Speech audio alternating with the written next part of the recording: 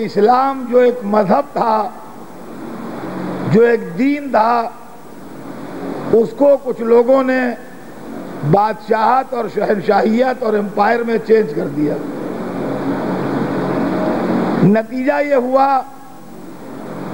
کہ نام تو اسلام کا رہ گیا اور روح بادشاہت کی آ گئی، اور اس کے نتیجے میں اسلام کو قدم قدم پر بدنامیاں اٹھانا پڑیں، اور آج بھی اس کے نتیجے میں اسلام بدنام ہو رہا ہے۔ محرم ایک بہترین موقع ہے جو اس واقعے کی یاد میں منایا جاتا ہے جس میں ایک مسلمان نے دوسرے مسلمان کو قتل کیا ہے۔ لہذا ہمارے پاس اس کی بڑی گنجائش ہے کہ ہم دنیا کے سامنے اپنے محرم کو رکھ کے یہ بتائیں کہ اسلام ایک نہیں ہے بلکہ اسلام دو ہیں، ایک خون بہانے والا اسلام، ایک گلا کٹانے والا اسلام۔ لہذا اگر تمہیں ریئل اسلام سمجھنا ہے تو خون بہانے والے اسلام کے پاس نہ جانا، گلا کٹانے والے اسلام کے پاس جانا، تو تمہاری سمجھ میں آئے گا کہ اصلی اسلام کیا ہے۔ میں نے اپنی ان مجلسوں میں ملوکیت اور مذہب، بادشاہت اور دین، اس کے دو چہرے آپ کے سامنے پیش کیے تاکہ آپ کے سامنے وہ دونوں تصویریں آ جائیں، اور جہاں جہاں میری آواز جائے وہاں وہاں وہ دو تصویریں ابھر کے سامنے آ جائیں کہ اصلی اسلام کیا ہے اور بادشاہی اسلام کیا ہے۔ بادشاہی اسلام نے مسلمانوں کے لیے بڑی غلط فہمیاں پیدا کی اور بڑی مس انڈرسٹینڈنگز پیدا کی، اور اسلام کو بھی پرابلمز میں ڈالا اور مسلمانوں کو بھی پرابلمز میں ڈالا۔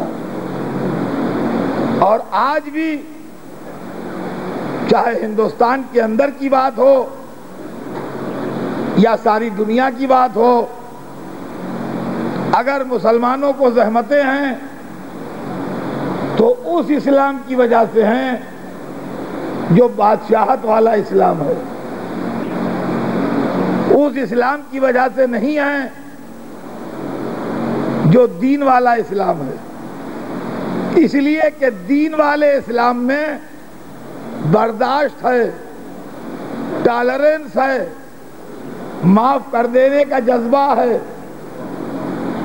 اور بادشاہت والے اسلام میں وائلنس ہے، تشدد ہے، گردن کاٹ ڈالنے کا جذبہ ہے۔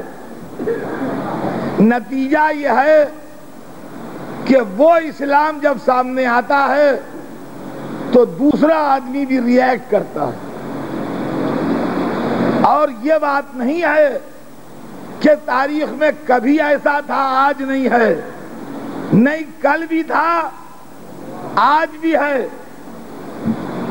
دیکھیں، اسلام کی یہ تعلیم نہیں ہے کہ ہم دوسرے کے عمل کو زبردستی روکیں۔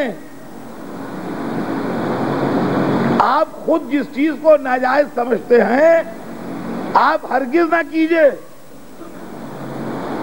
لیکن اگر میں کر رہا ہوں تو مجھے پتھر مارنے یا کوڑا مارنے کا حق آپ کو نہیں ہے، چاہے نام نہاد مسلمان سربراہ مملکت ہوں یا ان کے چاہنے والے ساری دنیا میں کوڑے مار کے یا ڈھیلے مار کے عقیدت کا اظہار اسلام نہیں ہے۔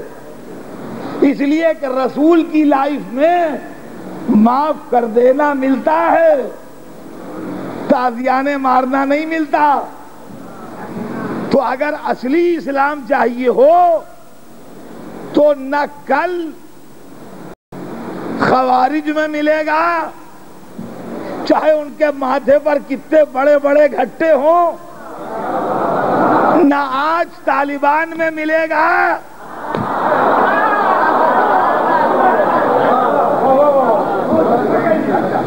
اسلام کی کتنی دہائی دیں، یہ اسلام کے نام پر اسلام کے چہروں کو داغدار بنانے کی کوششیں۔ قرآن پڑھ لینے سے خالی مسلمان نہیں ہوتا آدمی، قرآن کی اسپرٹ کو سمجھے۔ وہ لوگ بھی اپنے کو بڑا مذہبی کہتے تھے جو علی کے مقابل تلوار لے کے آئے تھے، اور جب علی نے سمجھانے بجھانے کی انتہا کے بعد آخر میں حکم دیا کہ ان کو کاٹ دو، تو لشکر کے ہاتھ کانپنے لگے۔ کہا مولا وہ تو قرآن پڑھ رہے ہیں۔ علی نے صبح قیامت تک کے لیے اس قرآن کے فلسفے کو کلیئر کر دیا۔ کہا قرآن ان کے حلق میں پھنسا ہے، نیچے نہیں اترا ہے۔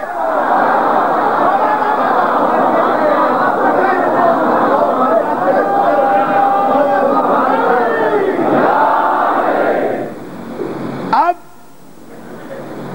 ہمیشہ کے لیے ذہن میں رکھیے گا اس کو، جب تک قرآن حلق میں پھنسا رہتا ہے آدمی سوکھا سوکھا قرآن پڑھتا ہے، جب دل میں پہنچ جاتا ہے تو محبت علی بن جاتا ہے۔